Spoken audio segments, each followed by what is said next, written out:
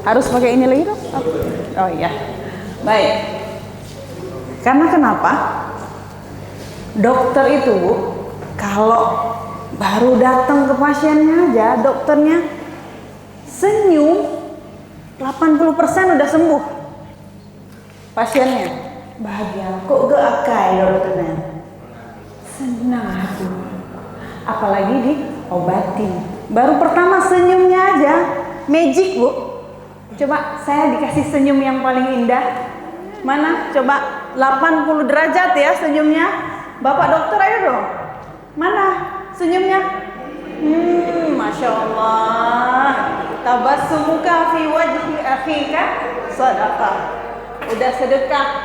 Ibu-ibu dokter, bapak-bapak juga udah bersedekah. Baunya bau surga. Senyumnya senyum surga. Baik, hari ini di Aceh terjadi 6.571 kasus perceraian. 4.500 sekiannya itu perceraian yang diajukan oleh wanita. Sisanya talak cerai dari para bapak-bapak. Baru tahu kan ya, ibu-ibu kenapa nggak dikasih hak cerai? Tahu ya? Sehari hampir 1.600 kali cerai. Kalau dikasih untuk ibu. Karena kenapa? Ibu-ibu ini emosian, Pak. Anduk di atas kasur, masalah. Ember nggak terpindah, masalah. Ya, meja makan bergeser sedikit, masalah. Sehingga hak talak itu diberikan kepada kaum bapak. Urung inongnya bingkeng. Semuanya bisa bahasa Aceh? Enggak? Oh enggak, karena kalau bahasa Arab bisa? Boleh saya bicara bahasa Arab?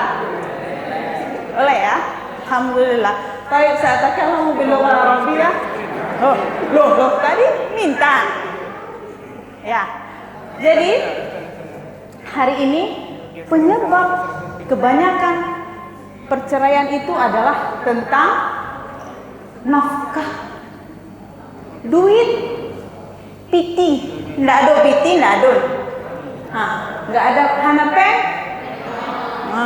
Apa tadi ya? Saya nggak dengar hanape. Kurang keras apa, Bu?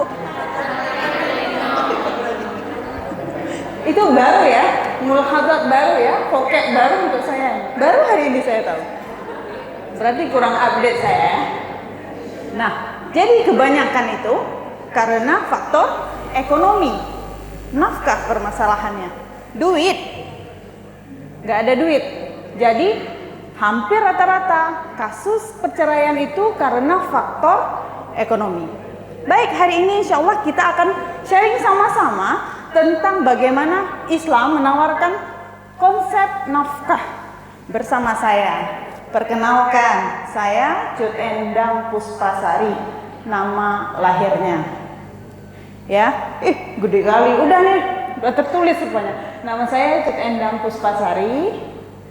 Saya sekolah S1-nya di Al-Azhar University, Mesir. S2-nya di sini, S3-nya di Kanal Suez University, Mesir lagi. Pulang kampung, rindu lihat Firaun, Bu. Ya, baik. Ini, iya. Pointernya fungsi nggak? Fungsi. Karena pakai Canva, jadi kolom next. Fungsi. Bisa, oke. Fungsi. Baik. Ibu-ibu, bapak-bapak yang saya hormati semuanya. Pertanyaan yang sering terbenak, bagaimana caranya kita menghadirkan surga dunia? Ya, surga itu kan nanti di akhirat. Tujuan kita, akhir dari perjalanan hidup kita. Ya. Tapi bagaimana kita bisa merasakan surga itu hadir di dunia sekarang ini? Kalau kata Allah, salah satunya melalui pernikahan. Ya, makanya Rasulullah Shallallahu Alaihi Wasallam mengatakan bahwasanya menikah itu sunnah muakkad. Boleh tunjuk tangan yang sudah menikah? Oh, oke. Berarti hampir 70% sudah menikah. Ada 80% ya? 80%. Duh, padahal saya sedang ngincar ada yang single nggak ya? Ada ponakan nih lagi nganggur. Ya. Kapan lagi punya anak kumun dokter spesialis? Ya gitu ya. Alhamdulillah. Ya, baik. Bagaimana caranya kita menghadirkan surga dunia? Ya. Pertanyaannya apa? Ketika surga dunia ini hadir, harus ada faktor-faktor yang dalam usul fiqh disebut illah, yaitu bagaimana surga dunia ini hadir. Ketika kita memahami bahwasanya ada sebuah pernikahan yang bahagia, yang ada ketenangan di dalamnya, sakinah, mawaddah, warahmah. Ini nama sekolah kita ya dokter ya. Untuk apa? Biar kalau waktu sekolah nanti sekolahnya top chair, rumah tangganya juga bahagia. Karena kenapa?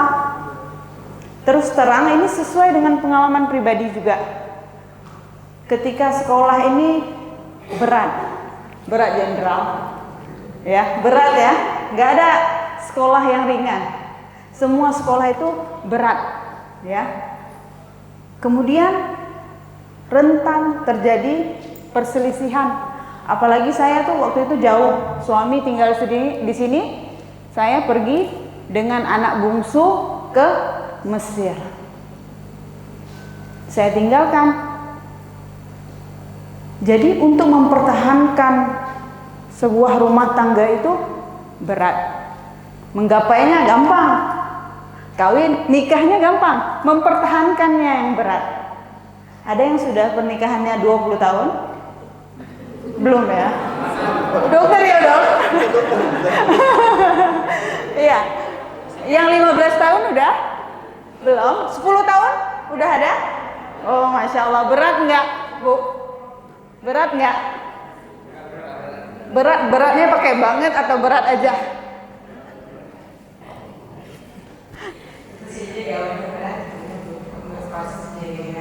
Masya Allah.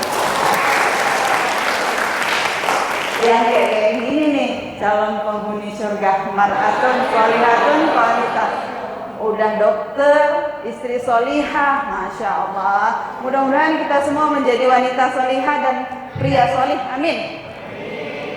Baik, salah satu faktor yang paling penting dalam sebuah pernikahan itu adalah nafkah.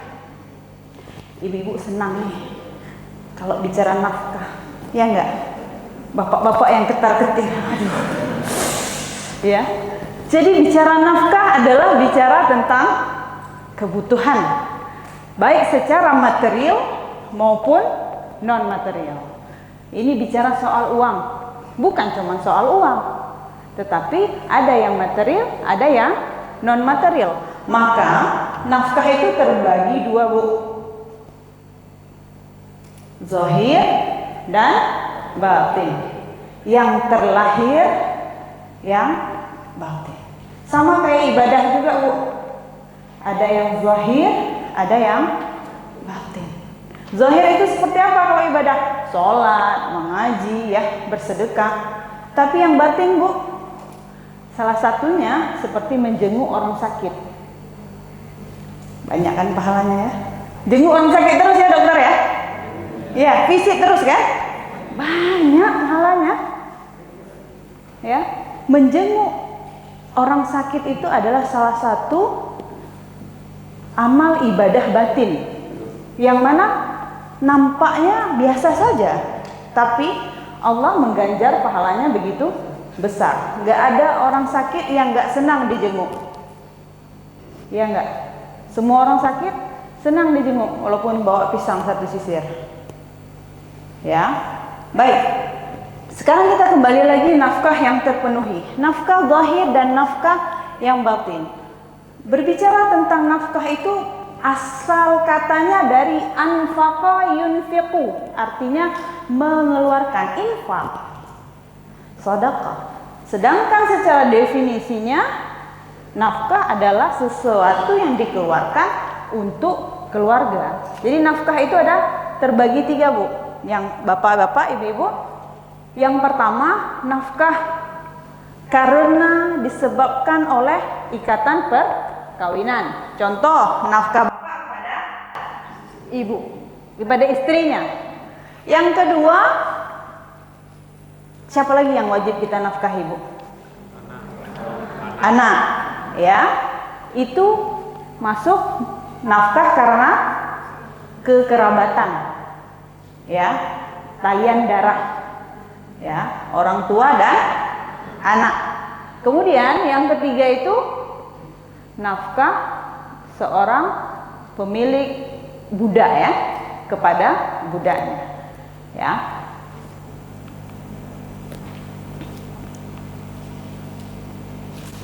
Baik, sekarang kita berbicara nafkah, apa aja sih yang ditanggung nafkah? Kalau skincare, nafkah enggak, Bu? Nafkah. Mana? Jangan bilang di Natasha ya, Bu. Skincare nafkah enggak, Pak? Hah? Nafkahnya enggak ikhlas ya? Nafkah. Apalagi kalau bawaannya ke Natasha, goyang bapaknya. Yang dimaksud dengan nafkah apa saja? Yang pertama, makanan, ya, sandang, pangan, papan, makanan, pakaian, tempat tinggal, pengobatan juga termasuk. Saya mau cerita, saya sebenarnya hari ini agak bangga masuk sini. Karena begitu saya cek, saya desio 9. Sultan ini, sultanah, ya. Karena kenapa? Desio 9. Gila, husnuzon kali BPJS nih. Alhamdulillah. Saya anggap itu doa, biar cepat-cepat Allah kabulkan. Desio 9. Wah, bangga saya. Hampir tadi nggak turun lagi dagu saya. Udah kayak ini saya jalan. Gara-gara baca nih nafkah pengobatan. Jadi pengobatan itu salah satu bentuk nafkah. Pendidikan masuk nafkah enggak? Masuk. Masuk. Kalau pendidikan dokter spesialis masuk enggak? Atau cari beasiswa aja? Masuk enggak, Pak? Masuk. Masuk. Jadi nafkah pendidikan itu termasuk dalam kategori nafkah yang wajib diberikan seorang suami kepada istri. Ya. Wajib enggak kita memberi nafkah? Wajib enggak, Pak? Wajib. Kalau ibu yang memberi nafkah gimana? Kalau nggak wajib berarti mau banyak-banyak sedekah. Jadi kewajiban memberi nafkah itu ada pada seorang suami. Kalau nafkah untuk anak dari suami. Kalau nafkah kepada ibu, suami. Nafkah ibunya istri, bentar. Gimana, Pak? Dipraktekkan nggak, Pak? Alhamdulillah. Kalau kata anak zaman sekarang, ya Allah. Masya Allah ya. Jadi nafkah ibunya istri itu juga ada pada suami. Tapi ada SK, syarat dan ketentuan berlaku. Apa syaratnya? Yang pertama, apa ya? Gimana Pak? Menurut Bapak apa tuh syaratnya?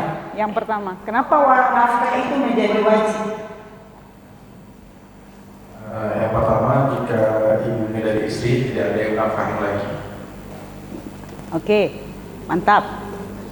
Bravo. Ya. Ketika ibunya tidak ada yang menafkahin lagi, contoh janda, ya, atau sakit, ya. Kemudian siapa yang mau bantu saya? Yang kedua, kira-kira menurut logika, kenapa menjadi wajib nafkah itu? Ini harus yang jawab bapak-bapak nih. Soalnya pelakunya bapak-bapak. Gimana? Bapak dokter yang dokter Okri. Oke, silakan. Karena ibu yang melahirkan yang merawat kita dari kecil. Itu sebab karabah, sebab talian darah, tapi nafkah menjadi wajib ketika yang pertama tadi tidak ada yang menafkahi. Yang kedua, kita nyari duit. Ya, nyo kedro rentang dek, gimana ibu kok mah? Ya, ketika kita ada kemudahan, karena kalau kita yang masih kurang, bagaimana kita memberi nafkah untuk orang lain? Ya. Kemudian yang ketiga, karena ada hubungan tadi, ya, salah satunya karena beliau membesarkan kita dari kecil. Kalau saya bertanya kepada bapak-bapak dan ibu-ibu yang ada di sini, kenapa kita harus menafkahi ibu kandung kita? Selain membesarkan ya, kenapa? Ada yang mau bantu jawab? Kenapa kita harus kasih nafkah untuk ibu kita? Ada kirim uang nggak Dokter Andy ke ibu? Untuk sementara ini belum. Ya. Dok juga saya dipanggil, agak deg-degan ya. Doa pasti ya? Belum ya? Alhamdulillah, mudah-mudahan secepatnya ya. Kalau kenapa sih kita harus menafkahi ibu? Boleh dokter siapa namanya? Dokter Kartika bantu.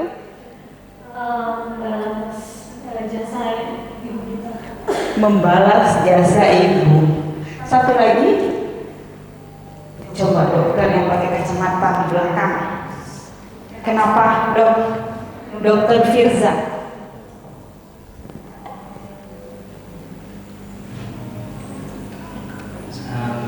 Kalau saya pernah menafkahi ibu kandung saya, pertama dari sisi kebaikan yang sudah dia berikan, yang kedua tergantung kalau udah tidak bersuami atau janda, berhak kita nafkahi.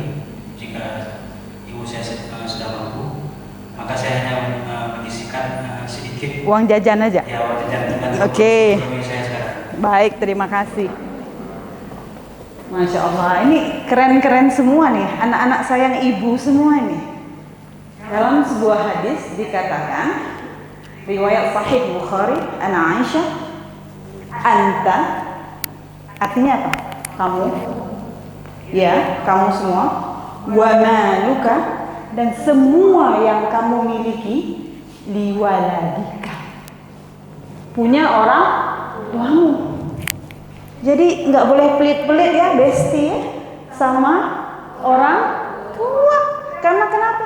Rasul bilang, jangankan harta kita, jasad kita ini juga milik orang tua. Begitulah besar pengorbanan seorang ibu, seorang orang tua, baik ayah maupun ibu. Dalam kondisi orang tua mampu, apakah kita wajib?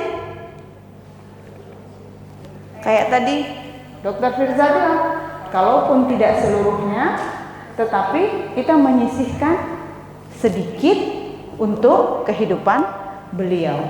Kadang orang tua ini gak mau merepotkan anaknya. Tapi kalau dikasih 500.000 sikit aja, berbunga-bunga hatinya kayak Taman Bunga Bogor. Ya, ibu-ibu udah pernah kan ke Taman Bunga Bogor? Belum ya? Harus jalan-jalan. Siru fil ardi, jalanlah di dunia ini. Harus jalan-jalan, jangan di Banda Aceh aja terus, ya. Baik. Sekarang udah kita bilang tadi nafkah wajib. Yang wajib suami kepada istri. Pokoknya semua kewajiban bapak-bapak. Istri enggak wajib. Kalaupun istri memberi itu bukan namanya nafkah, tetapi terhitung tabarruan. Tabarruan itu apa? Sedekah, berbagi. Karena mulianya akhlak si istri ini. Ya. Nah, ada sebuah ayat. Ini ayat sudah familiar. Ar-rijalu qawwamuna 'alan nisa. Lelaki itu adalah pemimpin perempuan. Kenapa disebut qawwam? Dan kenapa infak itu wajib? Nafkah itu wajib dari bapak-bapak ke ibu-ibu? Karena kenapa? Karena lelaki itu qawwam. Apa itu qawwam? Himayah, pelindung, riayah, pengatur. Kemudian satu lagi, ya, islah, yang memperbaiki. Jadi kalau para istri, kalau suaminya bilang jangan keluar rumah dek, iya kanda. Lewat jendela aja, iya kanda. Ya maksudnya kalau kata suami jangan keluar rumah kalau ada paket, lewat jendela. Ya, kalau abang pergi jangan terima tamu laki, siap kanda. Ya, semuanya atas izin suami. Makanya suami itu ada fungsi islah dalam qawwam itu. Selain pelindung, pengatur, juga yang memperbaiki. Kalau nanti dikomentari sama suami, dek mau sekolah, gincu debayhan, tebal kali lipstick, hapus, siapkan enggak? Bawa tuh ya, dipakai lagi. Ya, jadi karena kenapa kita itu cantik di depan suami, jangan di depan suami orang ya. Bapak pencemburu enggak orangnya kalau lihat istri? Udah menikah bapak ya? Ya, kalau lihat. Mantap sekali jawabannya ya. Dokter Muharir ya namanya, Masya Allah, Muharir bebas. Sudah menikah, cemburu enggak kalau lihat istri cantik-cantik ketemu orang? Cemburu itu tanda cinta. Enggak ada istrinya di sini kan ya? Enggak ada. Ya. Cemburu itu tanda cinta. Kalau nggak cemburu lagi berarti nggak cinta lagi. Cemburu itu tanda cinta. Jadi senanglah, berbahagialah Anda, bapak, ibu-ibu, atau bapak-bapak kalau istrinya ngomel-ngomel terus, kalau suaminya ngomel-ngomel terus, menyembur belaka. Ya, cemburu itu tanda cinta. Jadi fungsi lelaki itu qawwam, dia punya perlindungan, pengatur islah. Karena fungsi inilah sehingga kewajiban nafkah itu ada pada lelaki. Jadi istilahnya kalau lelaki tidak memberikan nafkah, enggak laki kali. Ya, enggak gentleman banget. Hilang harga dirinya. Tapi saya yakin bapak-bapak di sini banyak-banyak kirim untuk istrinya ya. Nafkah ya Pak, bukan uang beli tomat. Beda nggak nafkah sama uang beli tomat, Dokter Rahman? Beda. Apa bedanya? Ini harus ditanya sama yang bapak-bapak. Apa beda? Oh belum nikah? Oh harus ganti. Harus ganti. Harus ganti yang bentar, dokter siapa? Bukan dokter ini siapa? Dokter Ivander. Apa beda nafkah sama uang belanja? nafkah kebutuhan sudah dari Tomat dari perlengkapan itu. Ya. Alhamdulillah tahu tomat bagian dari perlengkapan dapur. Coba kita minta ibu ya. Ibu, maksudnya gimana tuh tomat bagian dari perlengkapan dapur? Itu tomat kan punya perlengkapan dapur, masa seluruh orang di dunia itu kan bisa mengikat kalau makan.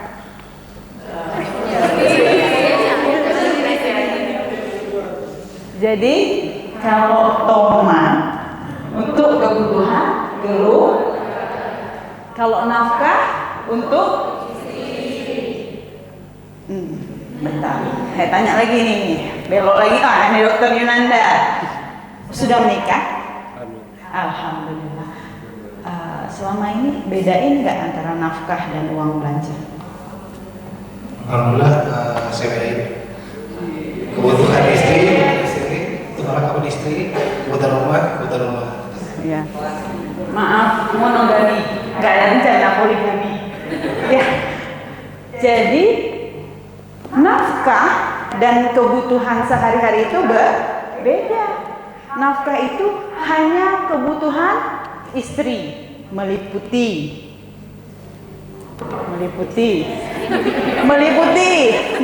dokter, meliputi kebutuhan istri apa aja? Saya nih tadi speechless, jangan-jangan TOEFL-nya 600 ITP-nya ya, karena cara bilang skincare. Ya, salah satunya skincare. Ya, selain skincare kan istri pengen juga traktir temannya, pengen juga bersedekah, pengen juga kasih untuk adik-adiknya.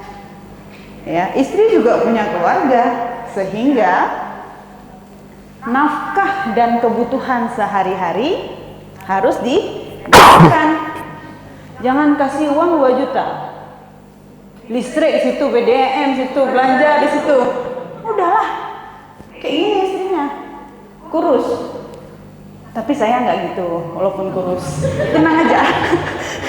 Ya, baik. Ini saya nggak berani serius-serius amat, soalnya waktunya waktu genting, waktu ngantuk nih. Ya, apalagi habis makan, lagi enak kan tidurnya. Sampai kapan nafkah itu wajib diberikan? Seumur hidup. Tapi kalau udah cerai? Berarti nafkah seorang istri diberikan hingga ikatan perkawinan itu selesai, baik karena kematian maupun cerai hidup. Dalam Islam ada namanya iddah, masa iddah atau masa menunggu. Masa menunggu seorang perempuan. Kalau cerainya cerai hidup, berapa lama masa iddahnya? Ada yang tahu nggak? Gimana tadi suara itu? Ya, berapa lama Pak? 3 kali haid. Masya Allah, tepuk tangan dong. Kalau seseorang ditinggal suami meninggal, berapa lama masa iddahnya? Berapa? Ada yang tahu? Ini kalau nggak tahu harus diperpanjang dokter, sekolah samaranya. Ada yang tahu? Berapa? 120 hari. Belum tepat. Yang lain? Berapa? 40 hari? Bukan? Ada yang tahu? Tolong buat proposal perpanjangan sekolah. Masya Allah, tepuk tangan dong, dokter Murali. 4 bulan 10 hari. Itu kalau ditinggal mati suami, ya. Kalau sedang hamil.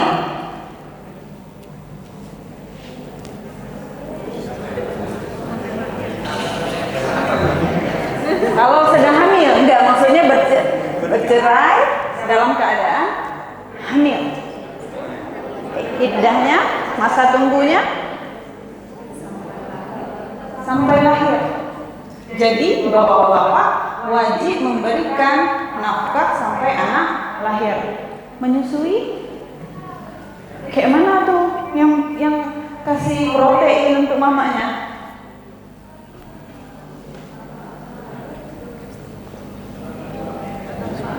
Walwalidatu yurdi'na auladahunna haulaini kamilain.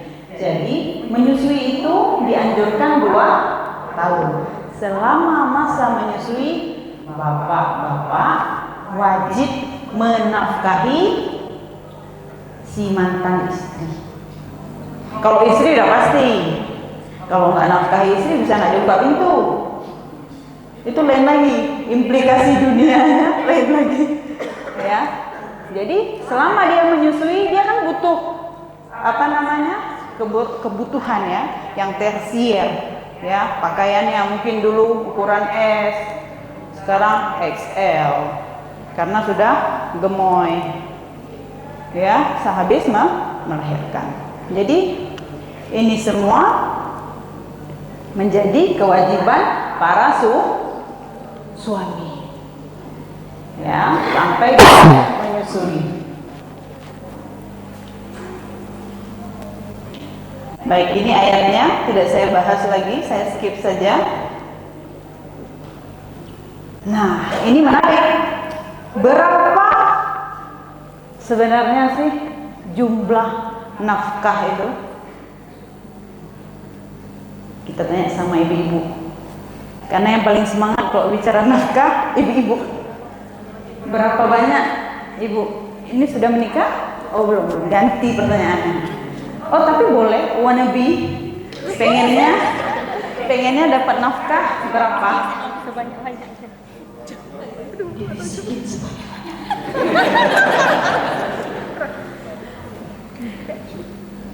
Semua punya. Masya Allah. Boleh CV-nya Dokter Fauza? Semampunya. Dek, abang yang napak pisang ronyok. Oke tuh bang. Ya. Sebenarnya berapa banyak sih nafkah? Ini tanya sama mama nih. Gimana mak? Seharusnya nafkah itu berapa banyak sih? Semampunya. Maksudnya mampu apa? Waktu diminta SPP dokter spesialis langsung ada gitu ya. Allah Ta'ala fil Quran Al-Karim liyunfiqu zu sa'atin min sa'atih. Jadi apa? Kalau dia punya kelapangan, dia berikan lebih. Wa 'alal musiri qadaruh. Kalau dia pun lagi susah, sesuai dengan kemampuan. Ya, kalau gajinya misalnya 50 juta, berapa nafkahnya? Pak dokter, tutup ini, jangan tutup namanya. Dokter Abdul Hakim, Masya Allah. Tahu nggak nama artinya Abdul Hakim apa? Apa tuh? Masya Allah, hamba yang bijaksana, pasti nafkahnya besar. Ya, kalau uangnya 50 juta, nafkahnya berapa tuh? Gaji 49, Belanda. Ada keturunan Belanda ya. Berapa? Dokter Abdul Hakim. 30%. Kira-kira berapa ya? Berarti 30% dari 50 berapa? 18 juta. Terima nggak Bu? Tidak terima. Masalahnya Dokter Abdul Hakim perlu beli listrik. Beda sama uang belanja, beda ya dok? Beda. Uang belanjanya berapa?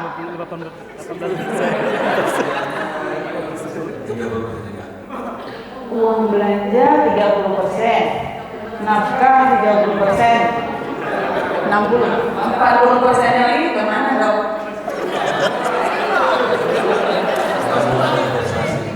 Weh, gue banget ya sih. Itu baru laki, ya. Memang lelaki itu sebenarnya tidak boleh memberikan gajinya seluruhnya ke istri. Siapa tuh? Nah, ini kita tanya.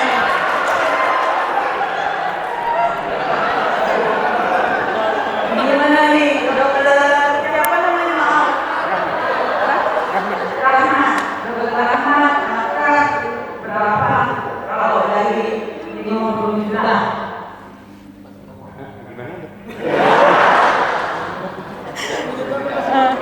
Kita udah kasih. Jangan contek dokter Abdul Hakim ya. Sebenarnya sama aja sama beliau, cuman kita kan ada dana taktis juga. Dokter yang gubernur banget ini. Ada dana taktis. Ya, operasional hariannya gitu ya dokter Ahmad ya. Ya, jadi menjadi salah ketika kita nih ibu-ibu pokoknya coba lihat slip gaji. Matanya gini. Ya, 50, 49.500 kirim terus ke kami. Ya, nggak boleh. Karena kenapa? Suami juga ada hak, ada kebutuhan.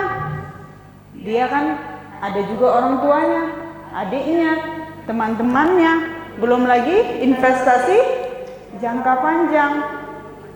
Ya, biar bisa apa? Kipas-kipas pakai dolar nanti. Kalau nggak ada investasi, begitu tua merang-merang.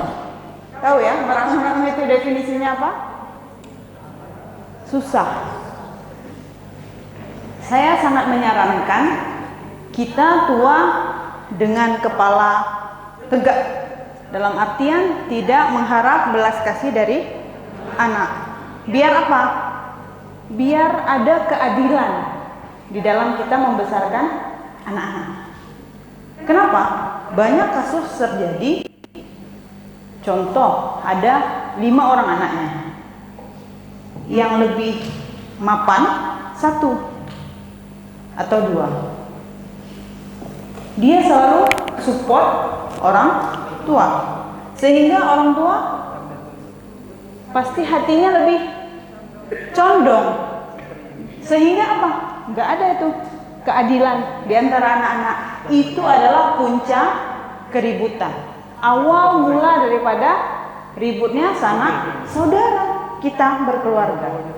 Sehingga mungkin Bapak Ibu bisa mempersiapkan sejak dini, ya, sejak sekarang ini, bagaimana kalau Allah pinjamkan umur sampai tua, kita bisa berdiri di atas kaki sendiri. Ya. Jadi tadi kalau gaji 50, tapi beda nggak gaji sama penghasilan, Dokter Evan? Gaji dan penghasilan. Kalau gaji udah pasti. Kalau penghasilan mungkin keseluruhan dari saat itu take home pay. Betul. Gaji sama penghasilan berbeda. Gaji dari profesi, penghasilan kita kan nggak tahu ya. Bisa jadi bapak-bapak dokter di sini punya lembar saham di perusahaan minyak atau punya kos-kosan 60 kamar. Siapa tahu, who knows? Ya, atau kedai kopi yang di ujung-ujung sana kadang punya bapak-bapak. Pertanyaannya, nafkah itu dari gaji atau penghasilan? Katanya yang samping dokter, dokter apa namanya? Hendra. Sama kayak nama bang saya. Dari gaji. Dari gaji apa penghasilan? Dari gaji? Hah? Jangan ragu. Gaji apa penghasilan? Penghasilan. Aduh, hampir putus cinta ibu-ibu sini. Seharusnya nafkah itu dari gaji apa penghasilan? Ibu-ibu penghasilan, bapak-bapak? Jadi perbedaan pendapat. Dari gaji apa penghasilan, Nak? Dokter Fadil? Fadil ya? Dari gaji apa penghasilan, Dok? Penghasilan. Masya Allah.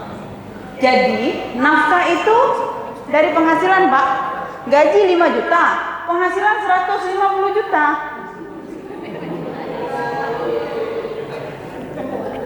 Ya nggak cocok kalau nafkahnya dikasih cuman 30% tadi. Kita pokoknya patokannya Dokter Abdul Hakim. Berarti 30% dari 5 juta? 1.500.000. Desil 3. Desil 3 itu saya tadi banyak kali istighfar sebelum dijemput sama Dokter Novalis. Saya baca selebarannya. Desil 3, penghasilan 1.100.000 sampai 1.600.000, bisa nabung. Mungkin nabung air mata kan ya. Pertanyaannya bagaimana 1,5 juta bisa nabung? Kalau bukan nabung keringat, nabung air mata pasti. Ya.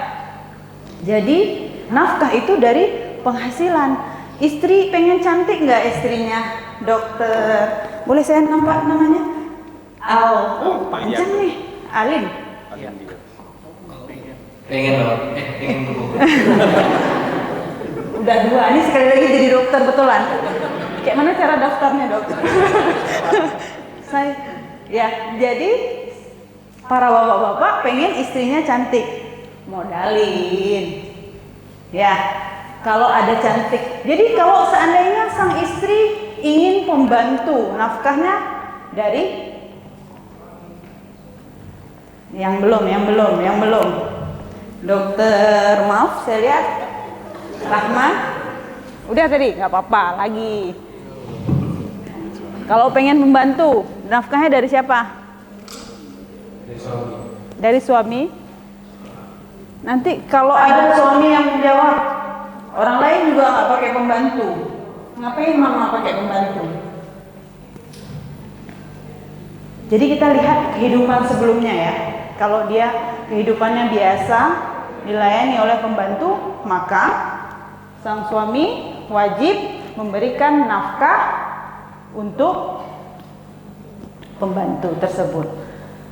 Jangan bahasanya, mama kan udah ada kerja, mama lah yang bayar pembantu. Mau istri kaya, mau istri miskin, bapak-bapak yang bayar. Ya, mau istri kaya, mau istri miskin, kewajiban membayar nafkah ada di bapak-bapak. Ini tadi saya sudah sebutkan ikatan pernikahan, kekerabatan, dan ikatan seorang majikan dan budaknya. Baik. Kalau bapak-bapak tidak bayar nafkah, kayak mana, Bu? Udah menikah? Udah. Silahkan, Dokter Debbie. Kalau tidak bayar nafkah, berdosa. Oke. Dosa, Pak. Dosa. Gimana, Bu, kalau udah menikah? Oh, belum. Tapi kalau nanti suami nggak bayar nafkah gimana, Ibu? Maaf, saya ngintip Dokter. Sini, Adila. Seorang perempuan juga bisa berusaha untuk menafkahi. Ini nih CV-nya ya, tolong CV-nya ya, Dokter Dila. Kalau Ibu sudah menikah? Belum. Oh, ini belum. Ya, Ibu nih. Ibu udah menikah? Dah. Dokter apa namanya? Boleh saya ngintip? Dia. Silakan. Kalau seandainya suami nggak bayar nafkah gimana? Kalau suami tidak membayar nafkah, tergantung dari istrinya. Apakah istrinya bersedia mencari nafkah sendiri atau istrinya bisa kalau itu sudah tidak ada keharmonisan bisa menuntut cerai.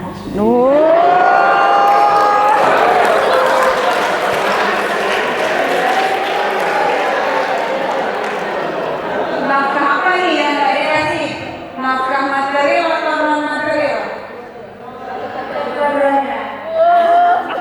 Keras kawan nih.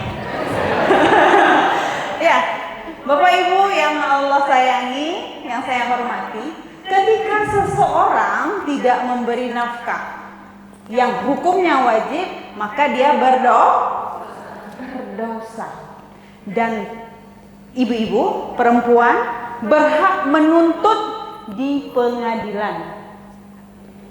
Jadi Al-Kisah dulu ada nama sahabiah namanya Hindun bercerita, "Ya Rasulullah, ya Rasul, Zauji Abu Sufyan, suami saya Abu Sufyan, syahih itu apa?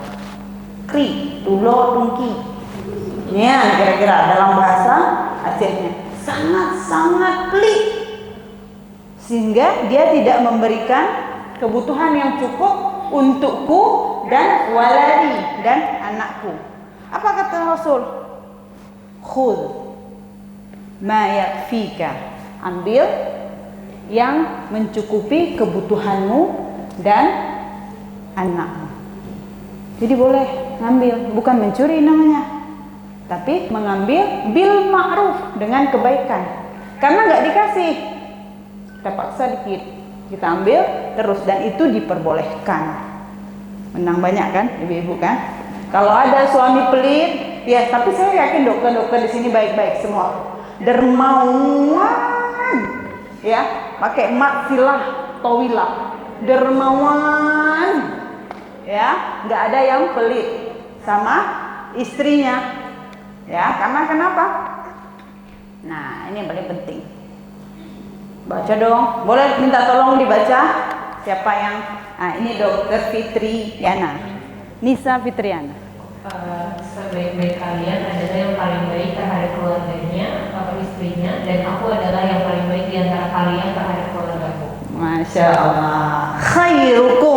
Khairukum li ahli wa ana khairukum li ahli. Sebaik-baiknya seorang lelaki adalah lelaki yang paling sayang sama istrinya. Jadi kalau baik di luar belum baik sama istri, nonsense. Lembut, bijaksana di luar, iya. Begitu sampai rumah, dek, coi bilang. Enggak gitu. Yang terbaik adalah orang yang paling baik kepada istrinya. Ayah minta beli mobil lah, mau apa? Fortuner atau Pajero? Gitu ya, ya. Atau beca aja. Jadi sebaik-baik adalah orang yang paling baik terhadap keluarganya. Karena kenapa? Rasul itu paling baik pada keluarganya. Rasul itu punya istri namanya Sayyidah Saudah. Kenal? Enggak ya, belum kenalan ya. Sama saya juga belum kenalan. Jadi diceritakan Sayyidah Saudah itu setelah Sayyidah Khadijah, ya, meninggal Siti Khadijah, Ummul Mukminin, kan kesayangan Nabi itu, ruhi kata Rasul, jiwaku, yang setelah meninggal beliau itu selalu diingat, dan sebaik-baiknya wanita yang ada di muka bumi ini adalah Sayyidah Khadijah. Setelah meninggal Sayyidah Khadijah, menikahlah Rasul dengan salah satu Sayyidah Saudah namanya. Tapi Saudah itu lebih tua daripada Rasul. Rasul 50, Saudah itu 60. Di usianya ke-60. Apa kelebihan Sayyidah Saudah? Bisa masak. Kalau masak mekedam barang. Jadi Rasul itu kalau lapar ke rumah Sayyidah Saudah, masaknya nyian barang. Jadi ibu-ibu, kalau muka pas-pasan, kepala juga pas-pasan, masak aja. Sekarang saya tanya, Bapak senang nggak kalau di rumah masakannya enak, Pak? Senang nggak? Senang. Mau istri pinter masak atau pinter dandan? Keduanya. Nggak boleh kurang, susah. Kayak Sujuya udah ada label, bisa masak, bisa dandan, ya. Tapi Saudah itu di umurnya yang tua kan suka masak ngadon tepung tuh, ya. Diceritakan dalam hadis, diambil tepung sikit sama Rasul, taruh di hidungnya Saudah main tepung-tepungan. Ini saya mau tanya, aduh, yang belakang lah ya, yang belakang. Mana Dokter Habibi? Welcome to life. Habibi, pertanyaannya, Dokter Habibi sudah menikah? Berapa tahun umur pernikahan?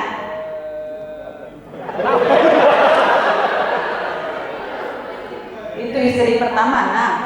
Oh, alhamdulillah. 1. Oh, ada 2 kalau melaporkan ke istrinya.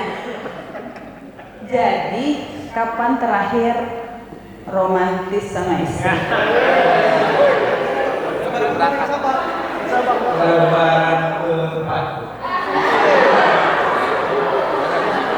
Boleh nggak kami lihat chat terakhir sama istrinya, Pak? Romantis nggak? Saya nggak gitu biar dokter nulis. Kebanyakan nggak diangkat teleponnya. Kebanyakan nggak diangkat. Panggilan sayang untuk istrinya? Mama. Selain mama kan udah punya anak. Waktu belum punya anak?